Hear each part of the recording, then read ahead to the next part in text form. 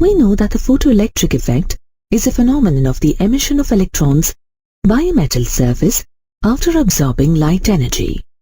The electrons thus emitted are called photoelectrons. The history of the photoelectric effect dates back to 1887, when this phenomenon was accidentally discovered by Heinrich Hertz. Hertz was investigating the production and reception of electromagnetic EM waves through an experimental setup. His setup consisted of a spark gap transmitter and a receiver in the form of a coil with the spark gap placed at some distance from the transmitter. When a spark occurs in the spark gap of the transmitter, it produces electromagnetic waves, which are detected by the receiver, indicated by the sparking in its gap. To be able to see the spark better, he had placed the apparatus in a darkened box. However, to his surprise, Hertz observed that the maximum length of the spark was reduced when in the box. When he placed a glass panel between the source of the electromagnetic waves and the receiver, the glass panel absorbed ultraviolet radiation. This radiation had helped the electrons jump across the gap. Hence, the spark was longer before the glass panel was placed. This was due to the photoelectric effect. Because when light fell on the surface, some of the electrons on the surface absorbed enough energy from the incident radiation to overcome the attractive force of the positive ions of the material of the surface. An electron is able to escape from the metal surface only when its kinetic energy is sufficient to overcome the electrostatic attractive force. When the light was removed, the length of the spark decreased as there were no electrons being emitted by the surface. Moreover, he observed that there was no decrease in the length of the spark when he substituted glass with quartz, as quartz does not absorb UV radiation. This was one of the initial recorded observations of the photoelectric effect.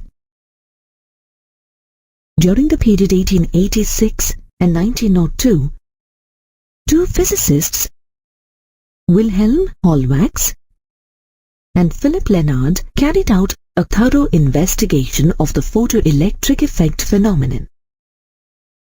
Lenard conducted an experiment in which he placed two electrodes, an emitter or cathode, and a collector plate inside an evacuated glass tube.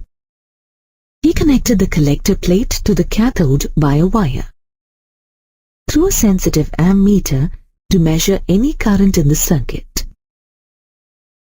He then allowed ultraviolet radiation to fall on the cathode or emitter plate.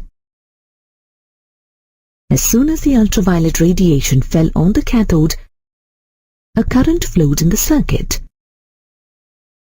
which was measured by the ammeter. He also observed that as soon as the ultraviolet radiation was stopped, the current also stopped flowing in the circuit. It was evident from the experiment that as soon as ultraviolet radiation falls on a cathode plate, it emits electrons. These electrons are attracted by the positive collector plate and start flowing towards the collector plate. As a result of the flow of electrons inside the glass tube, an electric current is observed in the external circuit. Further studies of this phenomenon were carried out by Wilhelm Hollwachs through a very simple experiment. He mounted a clean, circular, negatively charged zinc plate on an insulating stand and connected it by a wire took a gold leaf electroscope.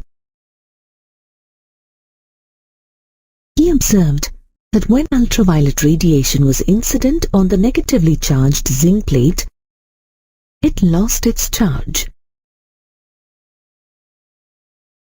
Also, he repeated the experiment by replacing the negatively charged zinc plate with an uncharged zinc plate. The uncharged zinc plate became positively charged when ultraviolet radiation was incident on it. Moreover, using a positively charged zinc plate in the same experimental setup further enhanced the positive charge of the already positive charged zinc plate. From the various observations of his experiment, Hallwachs concluded that negatively charged particles were emitted from the zinc plate under the action of ultraviolet light. Hallwachs and Lenard also observed that no electrons were emitted by the surface when the frequency of light was less than a certain minimum value. This minimum frequency of incident light below which no photoelectrons are liberated from the metal surface is known as the threshold frequency or work function. Threshold frequency depends on the nature of the metal surface. Certain metals such as zinc, cadmium, and magnesium respond only to ultraviolet light, as they have short wavelength and a high work function. Whereas some alkali metals such as lithium, sodium, potassium, calcium, and rubidium are sensitive even to visible light. Such metals which emit photoelectrons in visible light and have a very low work function are known as photosensitive substances.